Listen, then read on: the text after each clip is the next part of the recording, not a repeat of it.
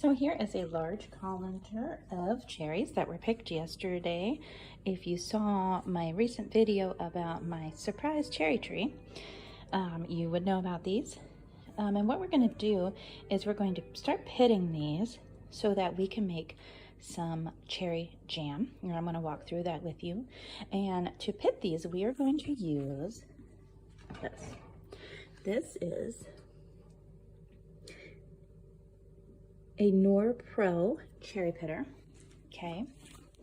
And how this basically works is the cherries go in here.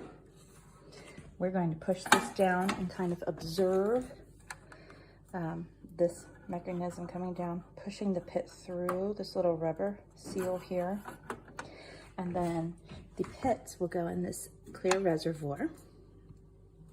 And the cherries pitted will come out this spout here. Now the recipe that I am using takes 2.5 pounds of pitted cherries. So we need to get these pits out. We need to see how many pounds we have. So let's get started. I am going to be weighing my pitted cherries so I know that I have the appropriate amount per batch of jam that I want to make. So this bowl I'm going to use as I pit them, put the cherries in. But you can see this bowl has a weight, so it's important to zero out your scale with the bowl on it. You probably all know that. Okay, so now we're at 0 with the bowl on, so anything I put in here is truly the weight of the cherries. Another thing, you want to make sure you have something on you don't care about, or something that, like an apron, something that, you know, is very, very dark in color. Cherry juice does stain.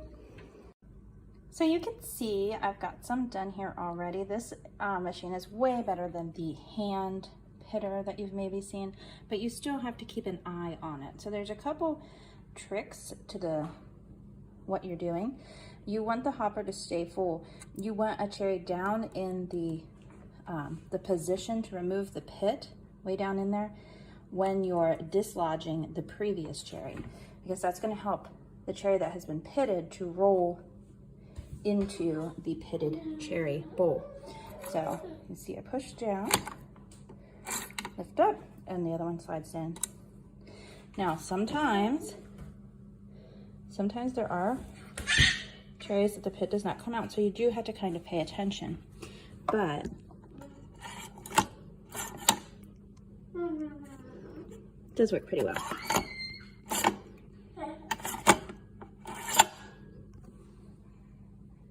So let me show you what will happen if you don't have another cherry down there when you pit this one. So there's a little ledge right here that's keeping the cherry in that position. So you would push it down, and then you'd lift it up and it would fall right back there. But when there's a cherry in that position, it'll bounce. So make sure you have a cherry there. See? Did it again. So here we go, 2 pounds, 8 ounces. That is 2.5 pounds of pitted cherries. This is enough for 1 batch of jelly or jam, whatever you want to call it. This is technically, I guess, a jam that I'm making. And I'm going to put this in the refrigerator now. Just because you've pitted your cherries doesn't mean that you have to use them immediately. You could freeze them like this and use them later to make a jam or a jelly or for a pie or a cobbler.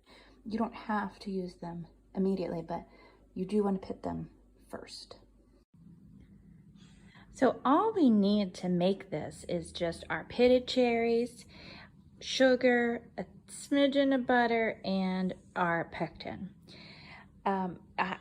Back before I made jelly and jam, I was intimidated by it, but quite honestly, it's very easy and it's a lot of fun, and you get a lot more flavor and much, much better of a quality of product when you make it yourself. So now let's talk about the words jelly and jam. Jelly is made with just juice. Jam has fruit in it also. So here's the situation with that. I prefer the jelly consistency in the fact that it does not have chunks. I don't really care for chunks, large chunks of fruit in my spread, my fruit spread, but I like the more intense flavor of the jam. So I make what I call jelly, but in all honesty and truth, it's jam because the fruit is in there. I just blend it up so that it's a smoother end product. But technically it's a jam. I call it a jelly, so don't let me fool you. So the recipe that we are making is called Over the Top Cherry Jam, and I'm gonna link it in the description. And for this recipe, we need the 2.5 pounds of pitted tart cherries, which I pitted yesterday, I put in the fridge. And today I will make the jam. You need the 1 3/4 ounces of pectin. Now, you can use this box pectin like this that you can get at any grocery store, Walmart, or you can buy it in bulk and measure out the amount you need. It is a lot cheaper to do it that way, and generally I use the bulk product. You need just a 1/2 teaspoon of butter, and that is just to help with the foaming of the product. That's all it's for, no flavor. And then you need 4 3/4 of a cup of sugar. Also, I should note, inside of the Shore Gel box is all kinds of instructions to make jellies and jams. And there is freezer. One side is for the freezer. One side is for cooked, which is what we're making as a cooked variety. So you've got cooked jelly, how to do it, everything you need, cooked jam, everything you need, type of fruit, how you prepare it, the ingredients, and the yield. So the recipe I'm using does vary from this, but if you have fruit and you want to make a jelly or a jam, there are instructions in the box. So now, as we're getting ready here to get this jam actually going, the process is pretty quick from start to finish. So you want to have your jars sanitized and ready to go. This recipe will make approximately 6 pints. I use whatever jars I want. I prefer using these smaller jelly jars for gifts.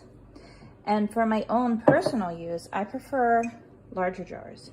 I mean, you don't have to use a jelly jar for your jelly or jam. It looks really pretty with these little shapes on it, but you can use, you know, other types of canning jars too. This also is nice for jam or jelly. So I've got those right now coming to a boil to sanitize them quickly. And the next thing we need to do is process our cherries in batches in the blender and chop them finely. I'm going to really puree mine quite well, but this is where you customize your jam. You make it how you like it. Here's about how mine is looking. I don't mind some small pieces, and this will kind of break down a little with the cooking and the portion where we seal the jars and process them in the water bath. So here we have the entire 2.5 pounds of pitted cherries, and I've got the heat turned up, the burner on. We are going to add to this our 1/2 teaspoon of butter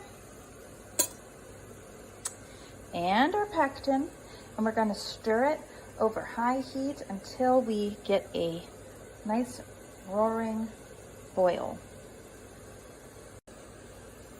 Here comes the pectin.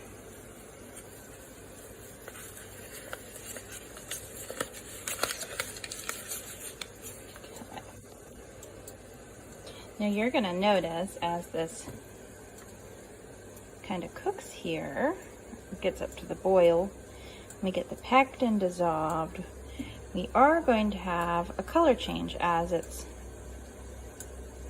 processing. Now once this gets to the full roaring boil, while I'm stirring it constantly, I'm going to be adding the sugar, and that's 4 3/4 of a cup of sugar.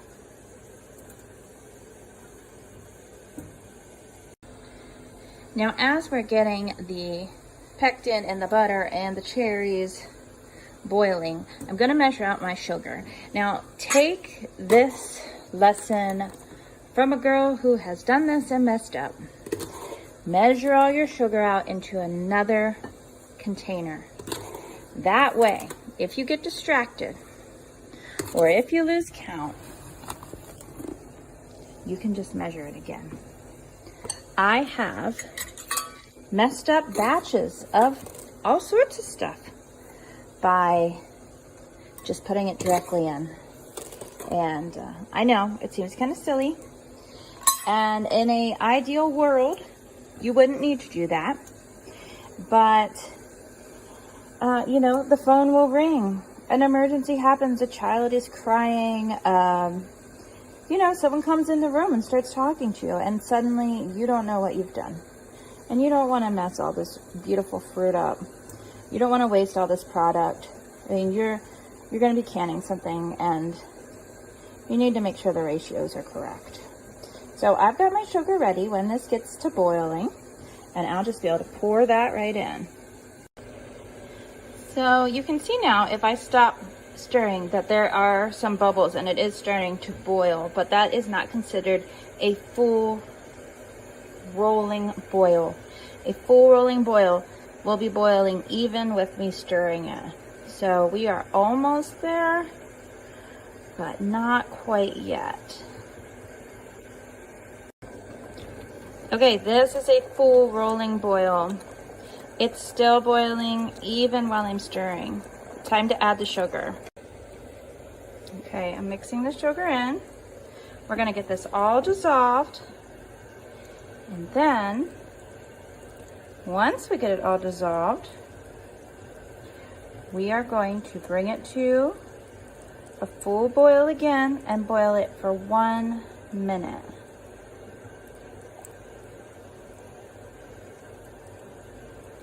I'm still working on getting some of this sugar dissolved here.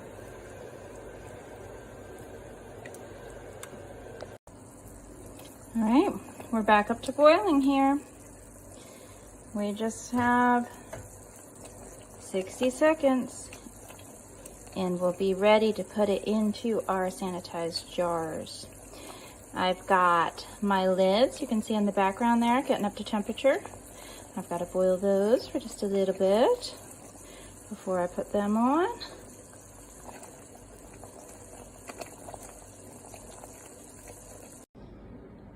So you can see I've kind of shifted everything on my stove down. I've got my sanitized jars here. I've got my little funnel, and I'm ready to ladle some in.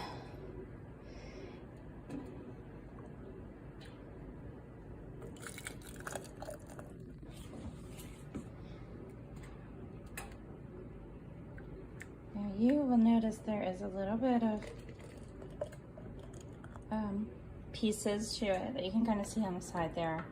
So because I have the fruit basically blended up, it's still in there. So it's not going to be as crystal clear as like jelly would be, but it's got a great flavor. So you're gonna fill this right up to 1/4 of an inch headspace. And I'm just gonna go ahead and fill up my jars. So I've got my jars done here from this batch. I've got a little left here, not quite a full jar. So I'm going to be making another batch, and I'm going to top that jar off and fill up some more jars. And then I'm going to water bath both batches at the same time. Now, if you have a little bit of extra jelly like this at the end, I like to just pour it in a bowl, stick it in the fridge, like so. Just pop it in the fridge like that, and then use it. Or just put the jar as is in the fridge and use it with a twist on top. You don't have to water bath it if you're going to use it right away, and it's still going to be jelly as soon as it sets up. Will take a little time for it to set, but all that to say. Now, If you have enough berries to make 2 batches of jelly, like I happen to, do not double the batch. It just doesn't turn out. Take my word for it. It's pretty well known. A lot of people aren't quite sure why. The science doesn't really make sense. I personally think it has to do with the amount of evaporation as you're cooking, but do 2 batches. So I'm going to finish my other batch.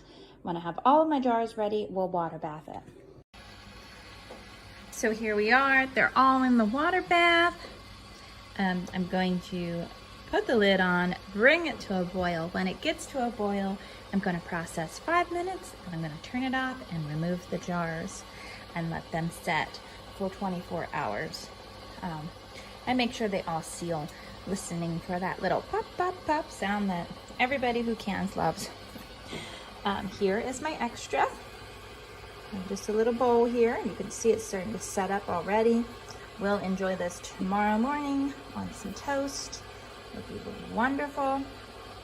So I will bring you back and I will show you the jars when they're complete. All right, we've water bathed for 5 minutes and we are all done. And during that time, I washed up my dishes.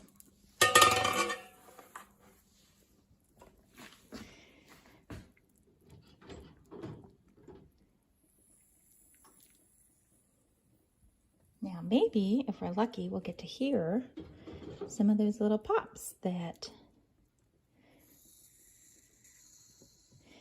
happen if you're not familiar with canning. Wow, doesn't it look good? Now this jam, this is how there was a pop. There you go. If you're not familiar with the pop you're looking for, that's it. And when that happens, it kind of pulls in the top of the canning jar. I think it was this one that popped. You can see this one's kind of bubbled out. This is that one.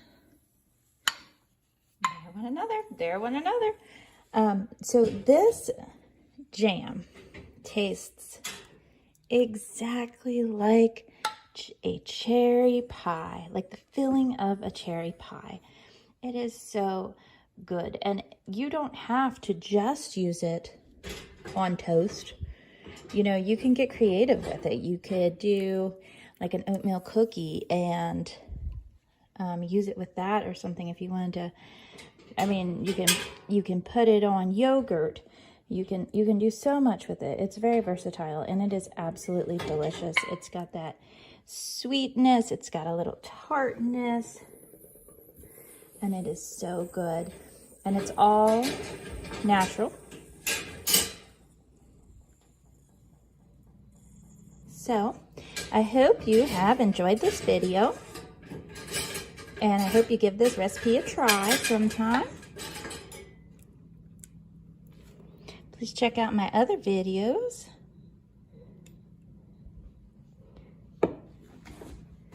And I'll talk to you all in the comments. Bye-bye.